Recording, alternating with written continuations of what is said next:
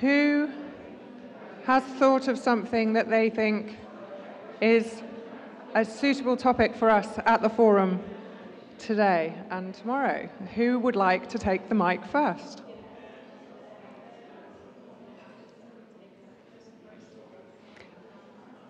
Some people are very good at being first. Hi, Kathy. Hi, David. I'm David Phipps from Toronto, and we've just been, after a reflection of the wonderful, wonderful break in the relationships between anecdotes and evidence and lived experience and systematic reviews and that whole spectrum. So that was really interesting. But that's not what we were going to talk about. Okay. What I floated, I'm interested in the human resources of this, the professionalization of knowledge brokering. Okay. And we had a lively little conversation about that, and I think it could make a lively, bigger conversation. Brilliant. Okay, so what I'm going to do now is give you a Post-it note. You get to choose a color. Arm. I get to choose one color? Mm-hmm. Of course. It was always going to be pink. It was. It was. So write down the topic that you want people to join you in conversation, and we'll keep that on your table. And later on, over lunchtime, people will have the chance to wander around the tables, remind themselves of the topics that people have talked about. So when we come back this afternoon, you head back to the table that's got the Post-it on that you want to talk about. Right. Yeah? Do I have to be at this table? You have to take your Post-it if you're not. So I own the Post-it. You own the Post-it. Okay. Just the one, not the whole pick-pack of pink Post-its. Who would like to go next? We have professionalization of knowledge brokering. Is that? We'll go with that. Yes. That made me sound very, very pleased to see someone else willing to put their hand up, didn't it? Yes! You did. Good morning. I'm Peter Levesque. And what I heard this morning actually reflects a narrative that we've been having for years in Canada around the language that we use. And so Vicki and I were just bringing this up, that sometimes the implementation science, the evidence-based practice, is a very harsh language. And David can attest to this, that I've said that knowledge mobilization is fundamentally an act of love. That it's about how do we take that which is most certain about what we know and move it into the things that we care about the most, right? So it's fundamentally an act of love. And so there has to be a construction of a narrative, of a language that is gentler, that is not just about the content. The content's important, but it's about the culture. It's about, as we were talking, that in French, we talk about not just savoir, but savoir-être, how to be, savoir-faire, how to do, right? It's that sense of that there's not just the content, there's culture and context and capacity, and that we need to build a narrative that reflects the complexity of this, but also the need to be able to listen, to engage, and whatnot. So that's what I'd like to talk about. Fantastic. What's going to go on your Post-it? Because they're big, but are they that big? The language of love. The language of love. Okay.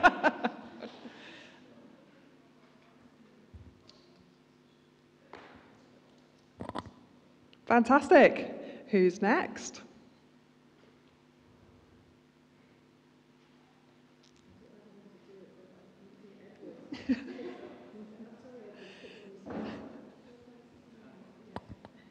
My name's Ed. I currently work for the central government in Westminster on education. And at the moment, we're looking at the fundamental value of whether networks have value and how you measure the impact of networks. It's the literature reviews on them are quite inconclusive.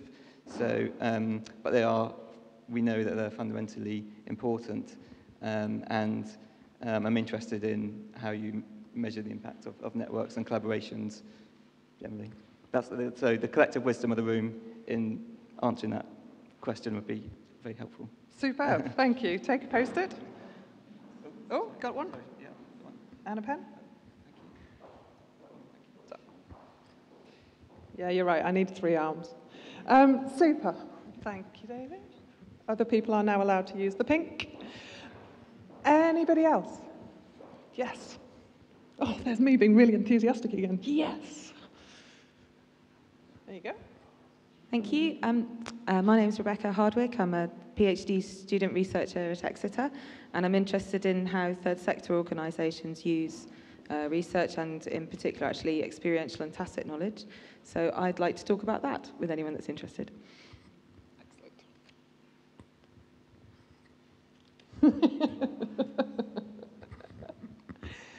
So, can I remember what we've already got so far? The professionalisation of knowledge brokering, the language of love, and measuring impact. Is that close enough? Yeah? I've already forgotten yours, Becky. And that kind of thing. Third sector knowledge mobilisation and that kind of thing. Anything other people would like to add to our list of topics? You don't have to have agreed it on your table. It can be anything that you personally want. There you go. My name's Pippa, and I would like to talk about the boring practicalities. I'm working on a project which is around sharing evidence across the 4 UK jurisdictions, and I'd like to talk about things like webinars and what evidence there is for their effectiveness, because I can't find out much that's written about that. So I'd be interested to see and hear about people's practice. The boring practicalities, do they have to be boring? Well, I think I would go with that. I think we will say exciting practicalities. Would you like orange or yellow? Yellow is cool. And there's a pen, over there. Brilliant. So, exciting practicalities. I like that. Obviously, knowledge mobilisation doesn't actually really achieve very much if we don't do anything practical ultimately. So I think that's a great topic. There you go. Gave you the wrong order. Would you like orange, by the way? That's fine. I'm Sarah Morton from University of Edinburgh. Would anyone else like to have a conversation about politics and knowledge mobilisation, particularly in an election campaign? Where's the line between campaigning and knowledge mobilising, and what do you do when the political factors are the things that are pushing you more than other things, more than the knowledge, for example? Thank you very much. The politics. Where's the line? What's the difference between campaigning and all of these other things that we do? Who's next? Charles? Okay. Just to add one word to what Sarah said, I would say maybe power. Politics and power.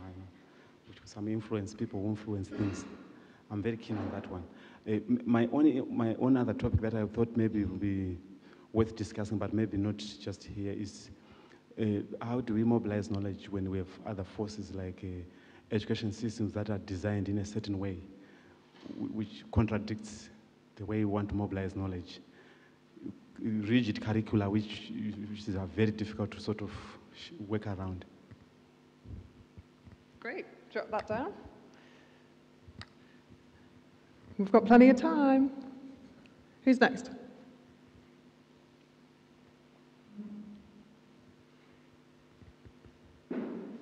Yes, sorry.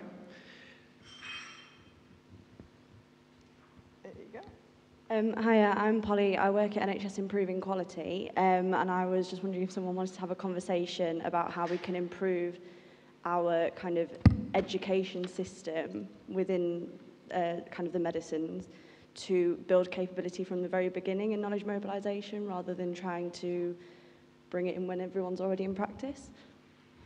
So what are you going to put on your post-it? Education for knowledge mobilisation. Fantastic. Yes. Hi, my name is Eline, and I would like to talk about barriers that are beyond the control or influence sphere of stakeholders. Interesting. I've lost my post-its. Oh, there's some there. Thank you very much. I was doing all right with 3 arms. My tracking system broke.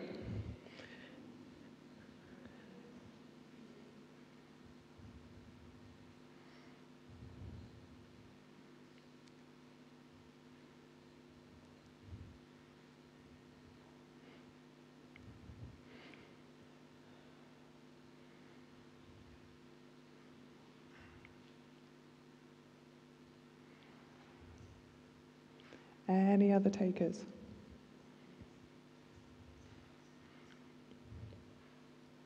Yes.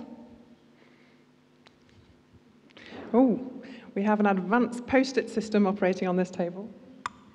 Hi, hello. My name is Iris Bjunk. I'm a research student at Napier University. And I'm doing a PhD about the way people share tacit knowledge between each other in the public sector and how social media can facilitate this sharing of tacit knowledge. So if there is anyone who would like to discuss that, I would be very happy. Thank you. Great. Sharing of tacit knowledge.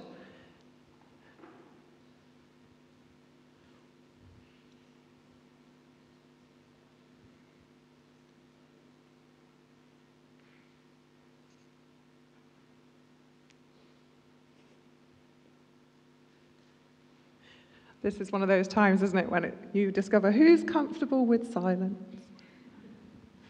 Yeah, could we just all have a quiet moment now, Kathy?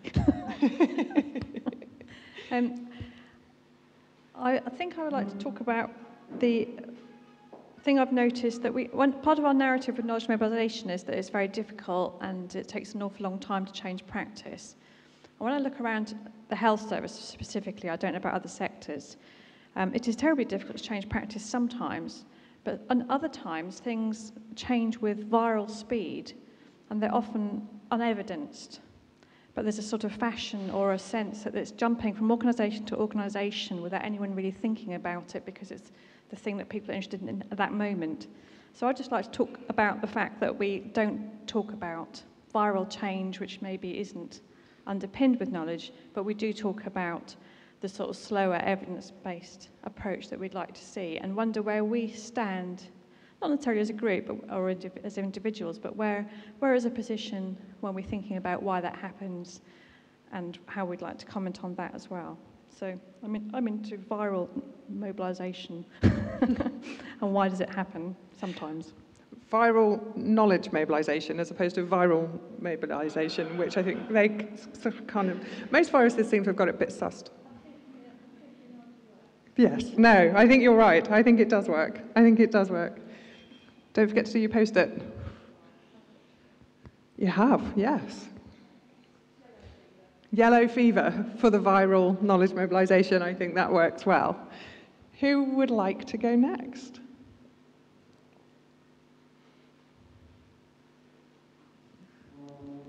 Yes. Laura Dobie from Healthcare Improvement Scotland.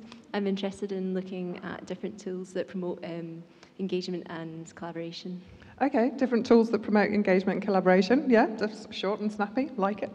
Would you like orange or shall I, yes? Oh, there we go. Hi, I'm Mark Pearson from University of Exeter. One thing that really struck me about the last hour and a half was the importance of communities of people creating more conducive environments for knowledge to be mobilised in. And I think that's something that we don't consider enough in health services, and I don't know about other sectors. That'd be an interesting topic for me. The creation of conducive environments. Yes, no, I think that makes lots of sense. Choice of colour? A green, excellent. For the environment, by any chance? I'm throwing pen tops at you as well. Don't say I never give you anything. There it is. Lovely. Who's next?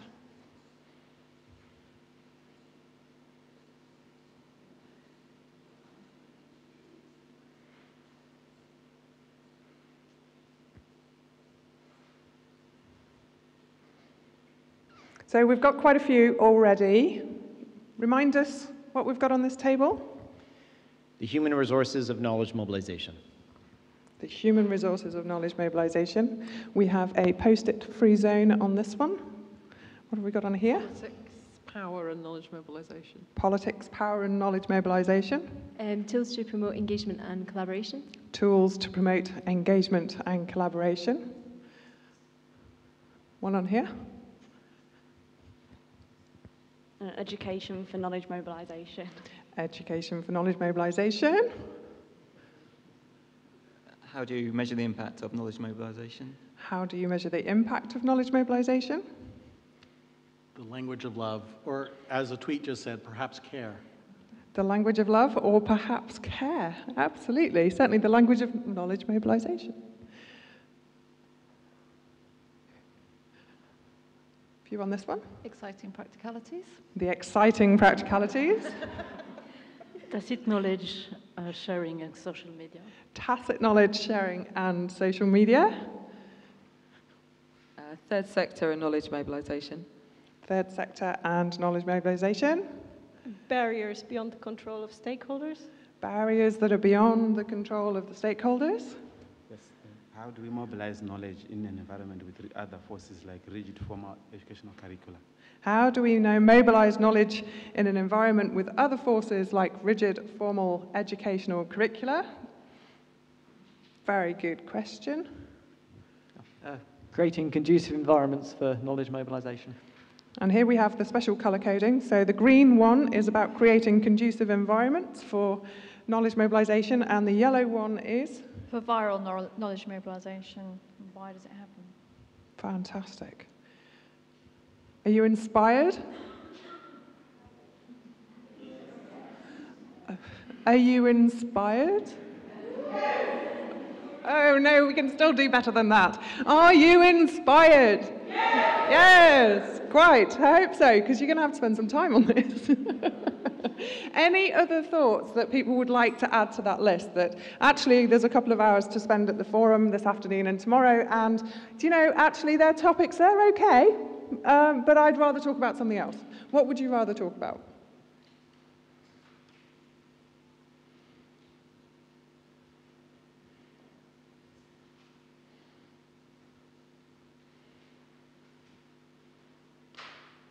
Yes. Oh, I've done that over-enthusiastic thing again. Thank you, Lisa. I'm Lisa, and I'm a designer. And the role of a designer sometimes brings lots of different stakeholders together to make things better. So I would like to talk about how designers can play a role in knowledge mobilisation and exchange. How designers can play a role in knowledge mobilisation and exchange. A fascinating topic. I know, for me personally. Anybody else? Yes. Well, at the risk of talking to myself here, there's a discussion going on in Second Life about the use of Second Life as a knowledge exchange medium, and some of the challenges faced by people who have to, first of all, create an account, become an avatar, learn a little bit about how to control media in Second Life, but yeah, so we're probably going to discuss that in Second Life. Superb. So a virtual post-it note for you then. Yes. Is there anybody joining us in Second Life at the moment? There's been about 8 people. Fantastic. So a very special hello to the 8 people who are there. And can you ask the question before we wrap the session up, is there anybody else in Second Life who would like to propose a topic, just so that we've make sure that we've given them the opportunity? That is the topic. Brilliant. So I've understood that correctly now, because I'm a bit slow sometimes. Last chance, people. Well, last chance at this moment, anyway. If you add an extra post-it note later on, that's also acceptable. If just holding the mic is too scary, but you can manage a post-it note because you'd really like to talk about something else, that's also okay. Yes. My name is Veronica. I'm from INASPA, International Development Charity in Oxford, and I'm interested in global knowledge mobilization and how the diversity of cultures and contexts would influence this global sharing of knowledge. Brilliant. Global knowledge mobilization. So this is one of the geographically ambitious groups.